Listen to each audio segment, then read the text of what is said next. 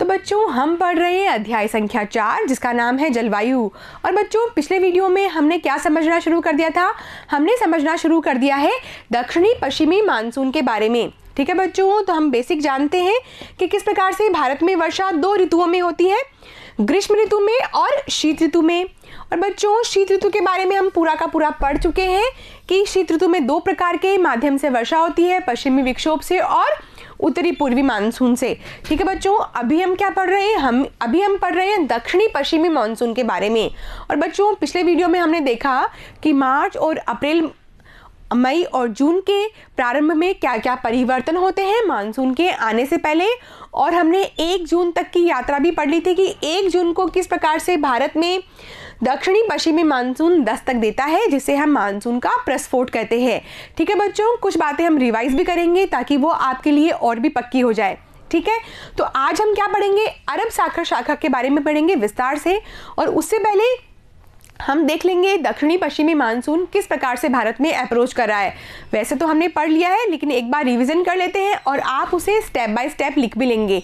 ठीक है बच्चों, तो ये है जो प्रमुख पवनें हैं, ठीक है ना, पूरे के पूरे ग्लोब पर कुछ प्रमुख पवनें चलती हैं, उसी का ये चित्र है। और यहाँ पर हमारा उद्देश्य सभी पवनों को समझने का नहीं है। हमारा उद्देश्य क्या है? सिर्फ व्यापारिक पवनों के माध्यम से दक्षिणी पश्चिमी मानसून को समझने का है। ठीक है, तो हम क्या देखते हैं बच्चों कि ये 0 डिग्री अक्षांश है जहाँ पर वर्ष भर सूर्य की लंबवत किरणें पड़ती है, जिसकी वजह से ITCZ यहाँ पर रहता है। और जैसे जैसे सूर्य उत्तरायण होता है वैसे वैसे ITCZ भी उत्तर खिसकता है, और जैसे जैसे सूर्य दक्षिणायन होता है वैसे वैसे ITCZ भी दक्षिण में खिसकता है। दक्षिणी गोलार्ध की हम बात कर रहे हैं। ठीक है बच्चों, और हम ये भी देखते हैं कि ITCZ की वजह से विषुवत रेखा पर निम्न दाब का केंद्र बन जाता है, जिसकी वजह से उत्तरी गोलार्ध से उत्तरी पूर्वी व्यापारिक पवनें विषुवत रेखा की तरफ चलती है, और उसी प्रकार बच्चों दक्षिणी गोलार्ध से दक्षिणी पूर्वी व्यापारिक पवनें विषुवत रेखा की ओर चलती है। ठीक है बच्चों, यहाँ पर एक बात समझने वाली है कि जैसे ही सूर्य उत्तरायण होता है, ठीक है, यहाँ पर हम देख लेते हैं एक बार फिर से, जैसे ही सूर्य क्या होगा? उत्तरायण होगा। 21 जून के तक आते आते तो एक कर्क रेखा पर सीधे ही चमकने लग जाता है। ठीक है, तो क्या होगा बच्चों? ITCZ ऊपर शिफ्ट हो जाएगा, और जो दक्षिणी पूर्वी व्यापारिक पवनें हैं ये भी अब और ऊपर की तरफ पहुंचेगी। क्यों? क्योंकि इनका सीधा संबंध किससे है? निम्न दाब को भरने से है। तो जैसे ही ITCZ ऊपर खिसका तो जो दक्षिणी गोलार्ध की व्यापारिक पवनें थी, दक्षिणी पूर्वी व्यापारिक पवनें, ये भी अब ऊपर की तरफ चलने लगती है। और ये कहाँ आ गई है बच्चों? ये आ जाती है 0 डिग्री अक्षांश के भी ऊपर। और आपको पता है फेरल का नियम क्या कहता है कि हवाएं उत्तरी गोलार्ध में दाहिनी ओर और दक्षिणी गोलार्ध में बाईं ओर मुड़ती है। तो जैसे ही दक्षिणी पूर्वी व्यापारिक पवनें 0 डिग्री अक्षांश रेखा को क्रॉस कर लेती है, इस पर 2 बल लग जाएंगे, 2 प्रकार के एक जैसे ही बल है, कोरियालिस बल भी और फेरल का नियम भी, दोनों एक ही बात है बच्चों। तो यहाँ पर भूमध्य रेखीय उभार की वजह से और ऊपर से फेरल का नियम लगा दिया हमने, तो क्या होगा? अब ये जो दक्षिणी पूर्वी व्यापारिक पवनें हैं क्या बन जाएंगी? दक्षिणी पश्चिमी व्यापारिक पवनें बन जाएंगी। और भारत में किस रूप में प्रवेश करेगी? दक्षिणी पश्चिमी मानसूनी पवनों के रूप में प्रवेश करेगी। ठीक है, तो यह है उत्तर दिशा, यह है दक्षिण दिशा, और ये है पूर्व दिशा, और ये है पश्चिम दिशा। ठीक है, तो जब तक ये दक्षिणी गोलार्ध में है तो दक्षिण और पूर्व के बीच से निकल रही है। ठीक है ना बच्चों, इस दिशा से बह रही है। और जैसे ही ये भूमध्य रेखा को क्रॉस करेगी तो इनकी दिशा क्या हो रही है? दक्षिण पश्चिम हो रही है ना। मैंने यहाँ पर इतना लंबा निशान इसलिए लगाया है ताकि आप दिशा को आइडेंटिफाई कर सकें। ठीक है, आगे बढ़ेंगे और बच्चों एक बार फिर से देख लेंगे कि सूर्य किस प्रकार से उत्तरायण होता है और दक्षिणायन होता है। तो आदर्श स्थिति है बच्चों 22 मार्च को और 23 सितंबर को, जब सूर्य लंबवत चमकता है विषुवत रेखा पर। 22 मार्च के बाद में सूर्य उत्तरायण होने लगता है, और कहाँ पहुंच जाता है बच्चों? वो पहुंच जाता है उत्तरी गोलार्ध में। ठीक है, और NITCZ बन जाती है, क्योंकि उत्तरी गोलार्ध में N लगा देंगे हम, और 21 जून को ये स्थिति होती है। उसी प्रकार बच्चों 23 सितंबर के बाद से क्या होगा? सूर्य दक्षिणायन होना शुरू हो जाएगा, और ये पहुंच जाएगा कहाँ पर? SITCZ मकर रेखा के पास। ठीक है, तो ये बात आपको क्लियर हो गई है। ये सिर्फ रिवीजन चल रहा है यहाँ तक। ठीक है बच्चों, यहाँ पर हम एक नया चित्र देख रहे हैं। ये देखिए बच्चों, ये है 0 डिग्री अक्षांश रेखा। समझ में आ गया आपको? और दक्षिणी पूर्वी व्यापारिक पवनें इस प्रकार से चल रही होती है। ठीक है, ये भी बात समझ में आ गई। और जैसे ही ITCZ अब कहाँ आ गया है? कर्क रेखा पर आ गया है। तो दक्षिणी पूर्वी व्यापारिक पवनें भी अब और उत्तर की तरफ बढ़ेगी, और जैसे ही ये उत्तर की ओर बढ़ेगी वैसे ही क्या होगा, ये भूमध्य रेखा पर आ जाएगी, और भूमध्य रेखा के आते ही इनकी दिशा क्या हो जाएगी, दक्षिण पश्चिम हो जाएगी। क्यों? क्योंकि ये दाहिनी ओर घूम जाएगी। ये बात भी समझ में आ गई। और बच्चों, इसके अलावा एक और कारण बन जाता है कि यहाँ पर जो पश्चिमोत्तर भारत है, यहाँ पर तो बन गया है लो प्रेशर, ठीक है, अधिक तापमान की वजह से 1 जून के आसपास ही। और मैंने आपको एक और बात बताई थी कि स्थल भाग जल्दी गर्म हो जाते हैं और जल्दी ठंडे हो जाते हैं, और समुद्री भाग देरी से गर्म होते हैं और देरी से ही ठंडे होते हैं। ठीक है बच्चों, तो यहाँ पर हम एक और बात भी सीख लेते हैं। वैसे मैं आपको बता चुकी हूँ इसके बारे में भी। ये देखिए, तो 1 जून के आसपास में यहाँ पर लो प्रेशर बन गया है, बहुत ज़्यादा शक्तिशाली। आपको याद है ना, जून का माह हमारे लिए कितना ज़्यादा गर्म होता है, तो तापमान अधिक तो लो प्रेशर उतना ही शक्तिशाली। और यहाँ पर बना रहता है बच्चों हाई प्रेशर। ये मेडागास्कर है, ठीक है बच्चों, ये अफ्रीका महाद्वीप है और ये मेडागास्कर है। तो मेडागास्कर के पूर्व में यहाँ पर हाई प्रेशर बन जाता है, और इस हाई प्रेशर से लो प्रेशर की तरफ हवाएं चलने लगती है। ठीक है बच्चों, तो दोनों कारण मिल जाते हैं यहाँ पर। एक तो दक्षिणी पूर्वी व्यापारिक पवनें जो कि उत्तरी गोलार्ध में आते ही दाहिनी ओर मुड़ जाएगी और दक्षिण पश्चिम की दिशा बन जाएगी। और इसके अलावा एक और कारण मिल जाता है हाई प्रेशर से लो प्रेशर की तरफ का, जिसकी वजह से भारत में मानसून का प्रवेश हो जाता है 1 जून को। ठीक है ना बच्चों, तो दोनों का साथ मिल गया है। आपको मालूम है कि ये जल भाग है, और जल भाग तो देरी से गर्म होगा और देरी से ठंडा होगा, जिसकी वजह से यहाँ पर तापमान अपेक्षाकृत कम रहेगा। ठीक है बच्चों, मैं अपेक्षाकृत शब्द बोल रही हूँ, ठीक है। तो यहाँ पर कम तापमान और यहाँ पर अधिक तापमान, और जहाँ पर अधिक तापमान है वहाँ पर वायुदाब क्या है, निम्न है। और जब निम्न वायुदाब है यानी कि लो प्रेशर है, और यहाँ पर कम तापमान होने की वजह से हाई प्रेशर है, और हाई प्रेशर से क्या चलेगी, लो प्रेशर की ओर हवाएं चलने लगती है। और क्योंकि ये हवाएं कहाँ से आती है, समुद्री भाग से आती है। ठीक है ना बच्चों, तो हम क्या देख रहे हैं यहाँ पर कि ये हवाएं समुद्रों से आती है, हिंद महासागर से, अरब सागर से, इसीलिए इनमें पर्याप्त नमी होती है। और जब इनमें नमी होती है और जैसे ही वो स्थल खंडों पर आती है और पर्वतों से टकराती है तो क्या होगी, वर्षा होगी। ठीक है ना बच्चों, तो पूरी की पूरी एक स्टोरी है जो आपको याद करनी है। मेरे साथ साथ आप लिखते रहिए इन बातों को, तो बहुत ईजी हो जाएगा। ठीक है, तो वैसे हम ये सब बातें लिख चुके हैं, एक बार फिर से लिख लेते हैं। ग्रीष्म ऋतु की मौसम की क्रियाविधि में ITCZ विषुवत रेखा छोड़कर धीरे धीरे भारत में प्रवेश करता है और कर्क रेखा पर आ जाता है। ठीक है बच्चों, तो हम क्या देख रहे हैं कि धीरे धीरे सूर्य उत्तरायण होता है, और ITCZ यानी कि अंतर उष्णकटिबंधीय अभिसरण क्षेत्र धीरे धीरे अब कहाँ आएगा, उत्तरी गोलार्ध में आ जाएगा। और वो तारीख क्या होगी बच्चों, 21 जून के, और उससे पहले ही, क्योंकि भारत विशाल खंड है जिसकी वजह से 1 जून के आसपास ही लो प्रेशर बन जाता है। ठीक है, और पश्चिमी भारत निम्न दाब का क्षेत्र बन जाता है। ठीक है, ये बात लिख ले। प्रश्न ये है बच्चों कि दक्षिणी पश्चिमी मानसून किस प्रकार भारत की ओर आकर्षित होता है। तो वैसे हमने पढ़ लिया है पूरी की पूरी क्रियाविधि कि किस प्रकार से दक्षिणी पूर्वी व्यापारिक पवनें ही भूमध्य रेखा पर आती है और दक्षिणी पश्चिम की दिशा की तरफ मुड़ जाती है, क्योंकि फेरल का नियम लग जाता है और हाई प्रेशर से लो प्रेशर की ओर हवाएं चलती भी है। तो यहाँ पर 2 कारण हो जाते हैं बच्चों। ठीक है, आगे बढ़ेंगे और अब हम इस प्रश्न का उत्तर लिखेंगे, जो कि अब आप जान चुके हो लेकिन लिखना जरूरी है। अंतर उष्णकटिबंधीय अभिसरण क्षेत्र, ठीक है ना बच्चों, तो ये बहुत महत्वपूर्ण है, मैं कई बार बता चुकी हूँ, लिख लेंगे एक बार फिर से। विषुवत रेखा पर सूर्य की किरणें लंबवत पड़ती है और इस क्षेत्र में वर्ष भर गर्मी रहती है, इसलिए हवाएं गर्म होकर ऊपर उठती है। ठीक है ना बच्चों, तो हवाएं गर्म होकर ऊपर उठती है, जिसकी वजह से यहाँ पर क्या होगा, निम्न दाब का केंद्र बन जाएगा। इस निम्न दाब के क्षेत्र को अंतर उष्णकटिबंधीय अभिसरण क्षेत्र कहते हैं। तो ये जो लो प्रेशर जोन है यही तो है ITCZ। ठीक है, इस निम्न दाब के क्षेत्र को भरने के लिए दोनों गोलार्धों से हवाएं चलने लगती है।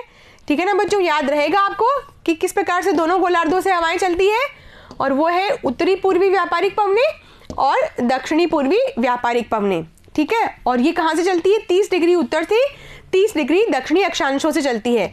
ये है 30 डिग्री उत्तर और ये है 30 डिग्री दक्षिण, और इनको हम क्या बोलते हैं, व्यापारिक पवनें बोलते हैं। तो इसलिए इनका नाम क्या है, उत्तरी पूर्वी व्यापारिक पवनें और दक्षिणी पूर्वी व्यापारिक पवनें।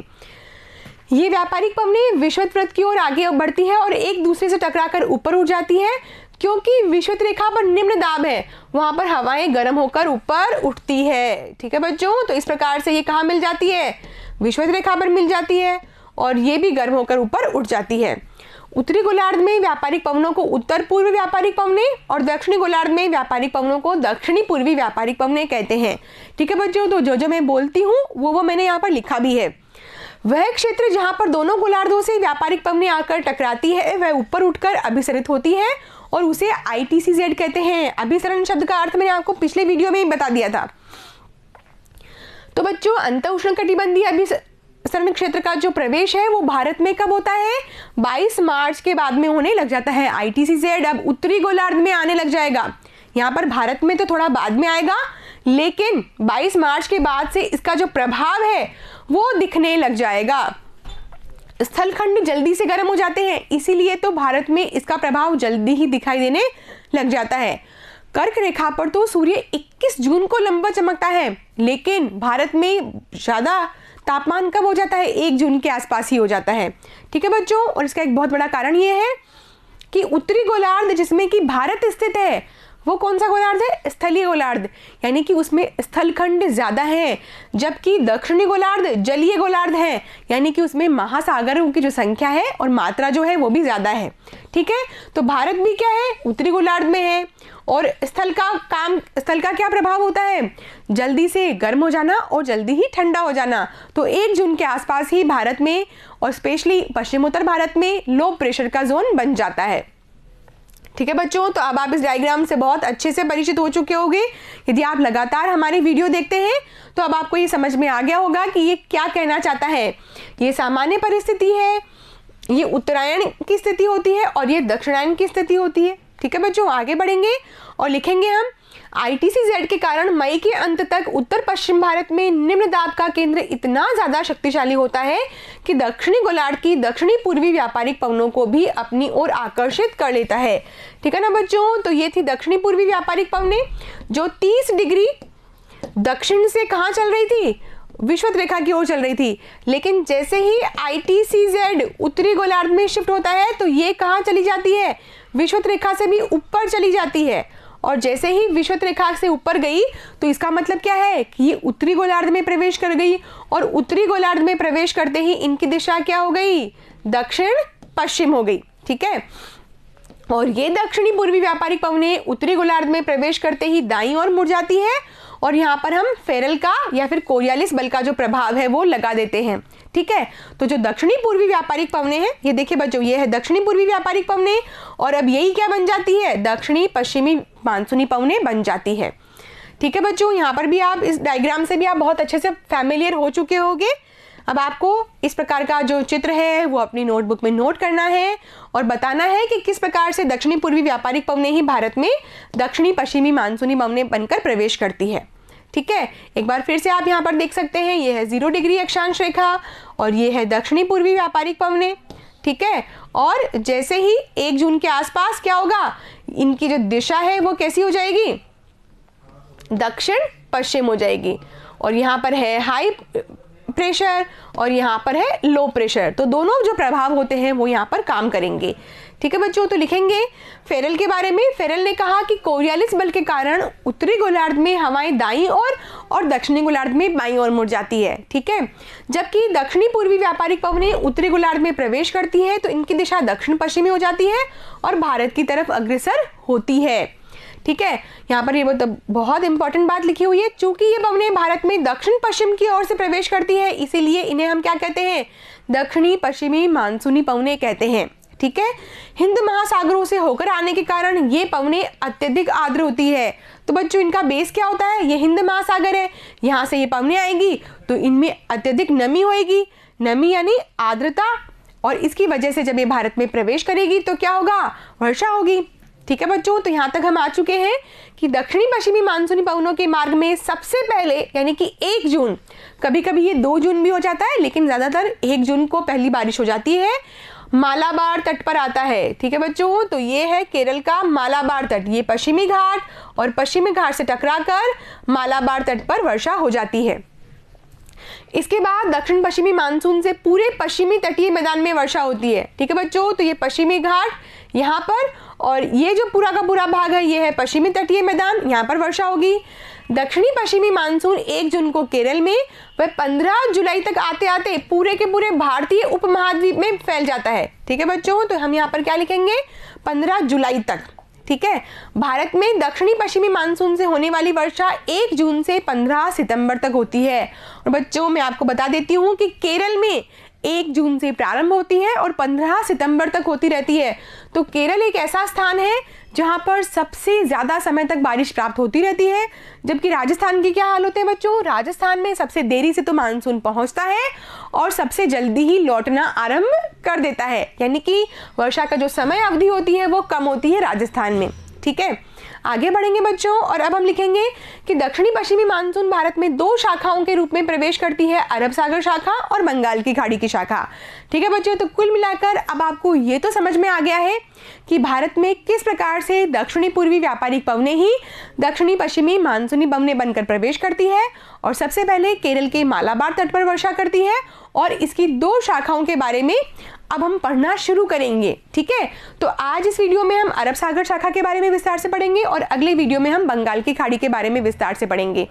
ठीक है बच्चों, तो अब हम पढ़ते हैं अरब सागर शाखा के बारे में। ये देखिए बच्चों, अब आपको पता चल चुका है कि दक्षिणी पश्चिमी मानसूनी पवनें भारत में प्रवेश कर रही है। ठीक है, ये है अरब सागर शाखा और ये है बच्चों बंगाल की खाड़ी की शाखा। तो अभी हम किसके बारे में डिस्कस करने वाले हैं, अरब सागर शाखा के बारे में। तो लिखेंगे बच्चों हम दक्षिणी पश्चिमी मानसून की अरब सागर शाखा, हेडिंग लगा लें।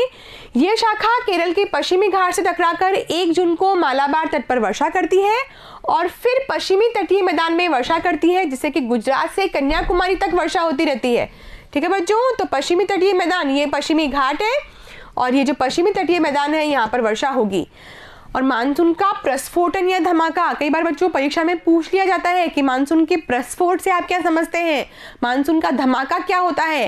तो बच्चों आप लिखेंगे कि 1 जून को जब केरल के मालाबार तट पर पश्चिमी घाट से टकराकर होने वाली वर्षा को मानसून का प्रस्फोटन कहते हैं। ठीक है, कभी कभी हम इसे विस्फोट भी बोल देते हैं। कुल मिलाकर मानसून का आगाज हो जाता है भारत में 1 जून को। तो बच्चों यहाँ पर एक बात ध्यान देने योग्य है कि भारत में जो दक्षिणी पश्चिमी मानसून की अरब सागर शाखा है वो मुख्य रूप से किससे प्रभावित होती है, स्थलाकृतियों से प्रभावित होती है। और इन स्थलाकृतियों में जो सबसे ज्यादा है वो है पहाड़ियाँ। जी हाँ बच्चों, जब दक्षिणी पश्चिमी मानसून भारत में प्रवेश करता है इस प्रकार से ये अरब सागर शाखा के माध्यम से, तो हम देखते हैं कि ये पहाड़ियों से किस प्रकार से प्रभावित होती है। ये देखिए बच्चों, ये है पश्चिमी घाट मतलब पश्चिम की पहाड़ियाँ और यहाँ से टकराकर ये गुजरात से लेकर कन्याकुमारी तक वर्षा करती है। ठीक है बच्चों, तो यहाँ पर भी हमने पहाड़ियों का प्रभाव देखा। इसके बाद में बच्चों यह ताप्ती भ्रंश घाटी में और नर्मदा भ्रंश घाटी में प्रवेश कर जाती है और अमरकंटक पठार तक ये वर्षा करती है। ठीक है, तो यहाँ पर भी हम देख सकते हैं कि ये भ्रंश घाटियों में प्रवेश कर गई।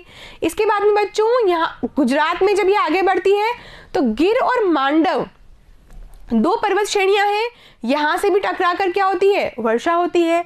जब बच्चों ये और आगे बढ़ता है तो इसे मिलता है अरावली पर्वत श्रेणी की गुरु शिखर चोटी। ठीक है बच्चों, तो ये अरावली पर्वत श्रेणी है और सिरोही जिले में है गुरु शिखर चोटी, उससे टकराकर भी माउंट आबू में अच्छी वर्षा होती है।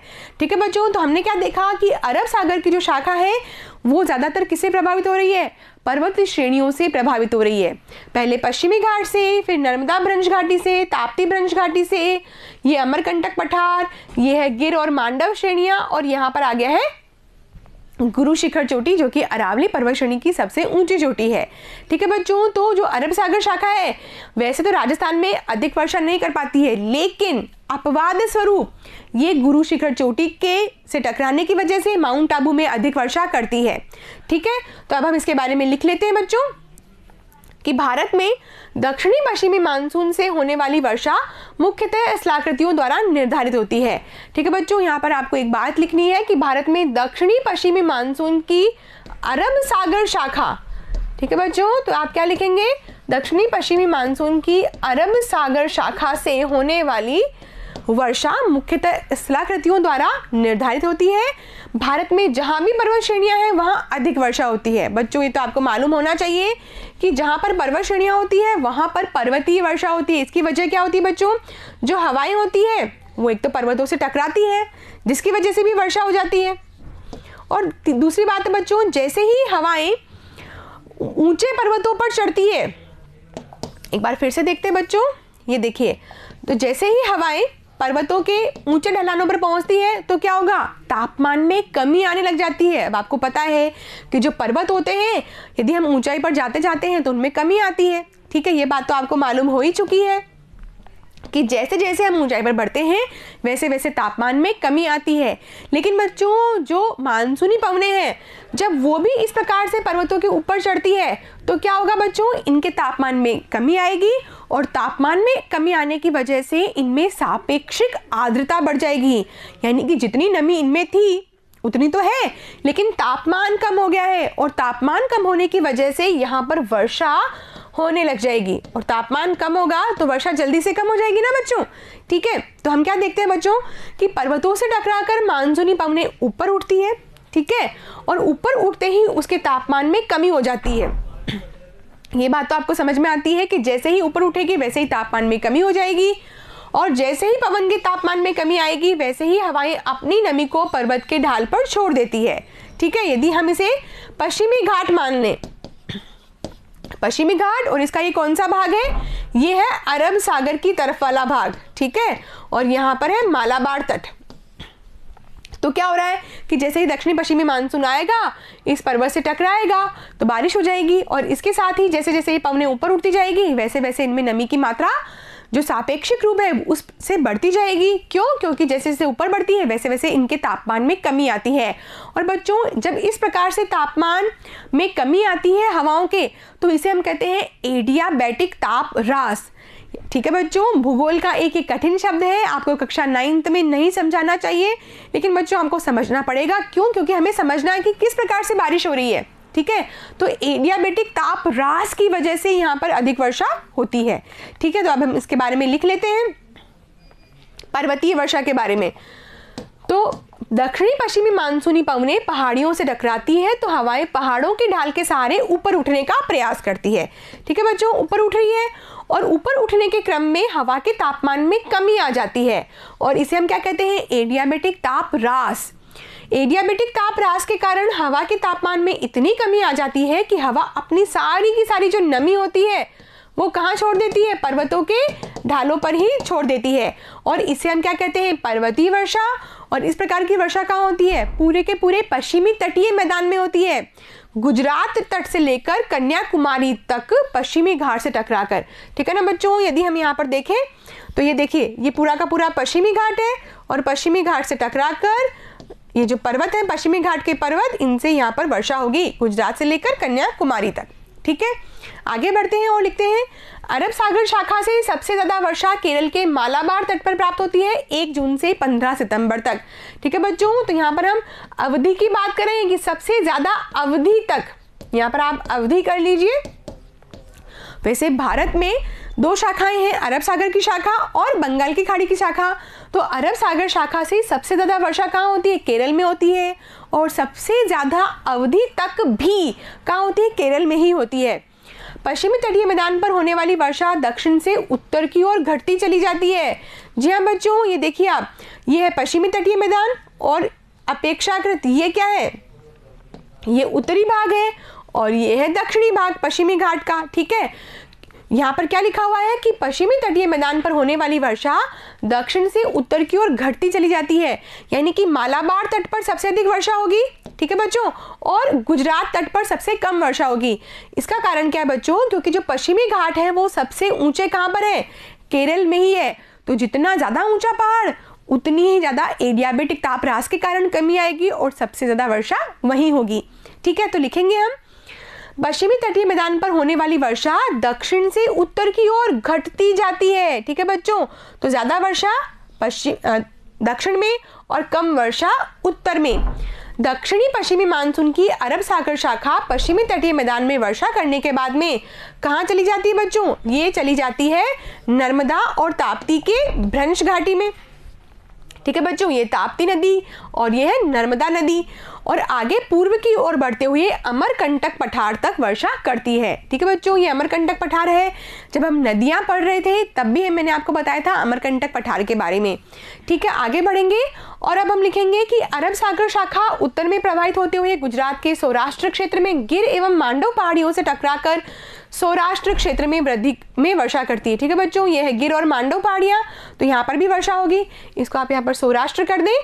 इसके बाद अरब सागर शाखा उत्तर की ओर बढ़ते हुए राजस्थान में अरावली श्रेणी के गुरु शिखर से, ठीक है बच्चों, यहाँ पर है गुरु शिखर, और टकरा जाती है और माउंट आबू में वर्षा करती है। ठीक है बच्चों, तो एक अपवाद है राजस्थान में कि अरब सागर शाखा से सबसे ज़्यादा वर्षा सिरोही जिले में हो रही है, माउंट आबू में। ठीक है, आगे लिखेंगे, लेकिन अरब सागर शाखा संपूर्ण अरावली श्रेणी पर बारिश नहीं करती है। ठीक है ना बच्चों, तो अरब सागर की जो शाखा है वो अरावली श्रेणी की वजह से राजस्थान में बारिश नहीं करती है। इसकी वजह क्या है बच्चों? इसकी वजह है इन पवनों का समानांतर बह जाना। ये देखिए बच्चों, ये अरावली श्रेणी, इसकी दिशा भी यही है, और इन दक्षिणी पश्चिमी मानसून की जो दिशा है वो भी इसी प्रकार से है। इस वजह से ये इन पर्वतों से टकरा नहीं पाती है, बल्कि इनके समानांतर आगे बढ़ जाती है। ठीक है, तो हम लिखेंगे क्योंकि अरावली श्रेणी का विस्तार अरब सागर शाखा के समानांतर है, जिस दिशा में अरावली फैली है उसी दिशा में अरब सागर शाखा आगे बढ़ जाती है, जिसके चलते अरब सागर शाखा अरावली से टकरा नहीं पाती है। और यही कारण है कि अरब सागर शाखा से राजस्थान में वर्षा नहीं होती है। और एकमात्र अपवाद मैं आपको बता चुकी हूँ, गुरु शिखर चोटी। ठीक है बच्चों, तो हमने क्या पढ़ लिया? हमने पढ़ लिया दक्षिणी पश्चिमी मानसून में अरब सागर की शाखा और दक्षिणी पश्चिमी मानसून की क्रियाविधि कि किस प्रकार से दक्षिणी पूर्वी व्यापारिक पवनें ही 0 डिग्री अक्षांश रेखा को पार करके कोरियालिस बल की वजह से दक्षिणी पश्चिमी हो जाती है, और भारत में जब ये प्रवेश करती है तो दक्षिणी पश्चिमी मानसून को लेकर आती है। ठीक है, अगले वीडियो में हम पढ़ेंगे बंगाल की खाड़ी की शाखा में। ठीक है बच्चों, मैं उम्मीद करती हूँ कि आपको आज का ये वीडियो भली भांति समझ में आ गया होगा। अब हम मिलेंगे अगले वीडियो में, तब तक के लिए बने रहिए और पढ़ते रहिए ई कक्षा के साथ। Thank you.